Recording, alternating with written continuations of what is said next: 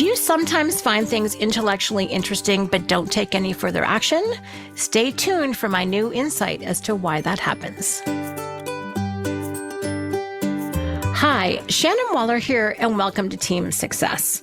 I want to share an insight that I had. This is a kind of a quick thought, but I found it useful and I want to share it with you. So I realized a couple of things, that there is a way that I decide to take action. And I think this applies to other people too. And it came out of a conference that I went to. And I realized that I find a lot of things that I hear, especially at this conference, to be what I would call intellectually interesting. Like, oh, that's an interesting idea. That's cool. That's good. And then it wasn't until I came out into the hallway in between, and I met up with my teammates with whom I had attended the conference. And I met up with a lot of my friends there, my professional colleagues whom I adore. And then stuff went down to a different level. So just not the cognitive part, but now it went down to, how did I feel about this? What was I excited about? And then a couple of things really solidified and was like, oh, yes, this is actually more than just interesting. This is something I'm excited about. And then, and only then, did it go down to the level of action. So this is really relating to the three parts of the mind. And again, I learned about this from Colby. So there's the cognitive, what's called the affective, which is a psychological term for your motivation, which is, I always point to your heart. You've got your head, your heart, and then you've got your gut, which is your will. This is when you will or will not take action, or you're willing to take action. And I realized it kind of, for a lot of new things, goes head, heart, gut for me. And I wanted to check this out with you and see what you thought. Because if you ever learn something, you're like, oh, that's kind of interesting, but then nothing happens with it. I think about, I was going to say millions of books I read, but no, it's probably hundreds or thousands of books that I read or have read, podcasts I've listened to, YouTube shorts that I enjoy, whatever the things are. They're intellectually interesting. But then something else has to happen for me to get really interested in applying that. I have to engage with it. Emotionally, it has to pay off. It has to give me some win. I have to get excited about it. It can't just stay in my head. Just cognitive is not enough. So then when I get excited about that, and only that triggers my will, the fact that I'm going to take action on it. And I think this is critical, because as we look at teams and teamwork and accomplishing the results that we're committed to, what level are people engaging? We have to make sure that the idea cognitively makes sense for our team. Then we have to make sure that they're excited. And then finally, once they're excited enough, that's what's going to ignite their will. They have to see a way they can contribute through action in making this happen. Now, I want to share an experience where I did not do this. And it was a very painful experience. So, and actually not that long ago, maybe 2 or 3 months ago, my husband and I have been talking about renovating our house. Last time it was sort of nicely decorated was 20 to 25 years ago. It took a while. It's a 3,600 square foot house. We've done a couple of rooms and made the basement better, and one guest bedroom had gotten renovated, and what is now my office is also refreshed a little bit. But still, there was just a lot of things. The kitchen, the bathroom, the kind of the big things. That's our time. The floors were a disaster. The carpets were embarrassing. There's no way I'd have anyone upstairs to look at them. So it was one of those things. And we had decided at Couples Connection that we were going to do this.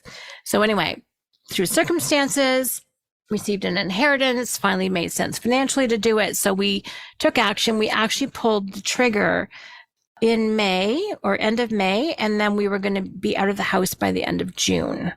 I pushed it 1 week so I'd have some free days, because June was incredibly busy. I was traveling. So I gave myself some free days. But here's what I realized is that I did not do any of the things that I would normally do. Truthfully, the renovation in my mind was intellectually interesting. It actually never hit the level of a strong desire for me. It was much more my husband's doing. It's not that I don't care about my environment, but it doesn't really change my behavior much. I can work in a clean environment or a messy one. It doesn't really matter to me. Other people are completely different. I'm not hugely affected by it, I think. And I did not engage my will.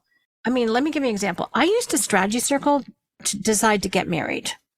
Okay, this was 27 years ago. So I've been using the tools. I know to do this. So for this renovation, did I do an impact filter? No. Did I do a strategy circle?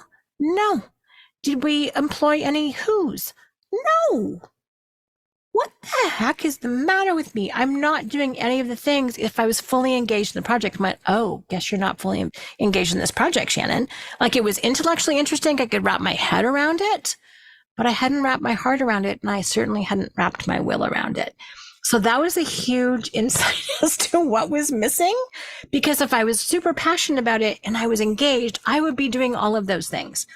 Now, the few who's that we called in literally the day before we were out were a godsend. Recommend this company called Just Junk in Toronto. The two guys were lifesavers. They helped us move some stuff off the clock, which was amazing. And we had a couple who came. My neighbor helped us out. Candace, my sister Julia, came over, and really, she came over the last night and for the last 2 hours helped us get out of the house. And she's someone from Working Genius Tenacity, which I highly recommend, who has follow through. She has tenacity. She helped us get across the finish line because we probably would have been there till midnight. So we did have a few people show up, thank God, because it was a disaster. We talk about quality of free days. So free days are non-work days. And we've got platinum, gold, silver, bronze. And then the chore days are tinfoil. And I realized I needed a new category. I was talking to Dan Sullivan about it. I go, Dan, I need something worse than tinfoil. He goes, oh, that's easy. Lead. I was like, yes, I had lead free days. It was so depleting. It was awful. It was one of the hardest things I've ever done was moving out of our house. So anyway, don't do that.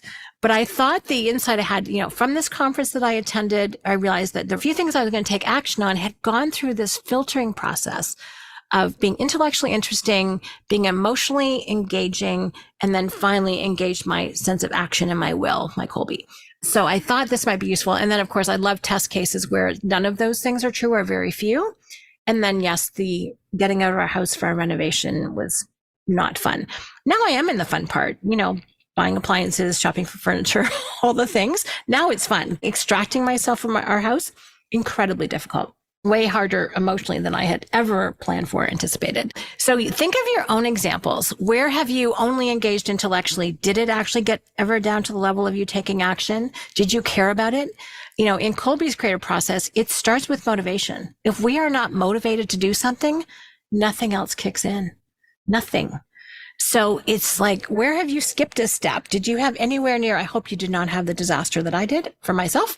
I hope it wasn't as stressful or painful, please. But what if one of those elements are missing? What has happened for you? When all those aspects are true, intellectual, emotional, and cognitive or mental energy, your will, when those things were true, did something just happen kind of like, not instantly, but way easier than you thought? I'd love to check this against your own experience. So just wanted to share a little insight I have about the creative process and the whole 3 parts of the mind, because for me, it played out very dramatically in terms of what worked and what didn't. And I thought this might be useful for you too. So thank you so much for listening. This is short and sweet. Love to know your comments or questions. Please let me know at questions@strategiccoach.com. And as always, here's to your team success.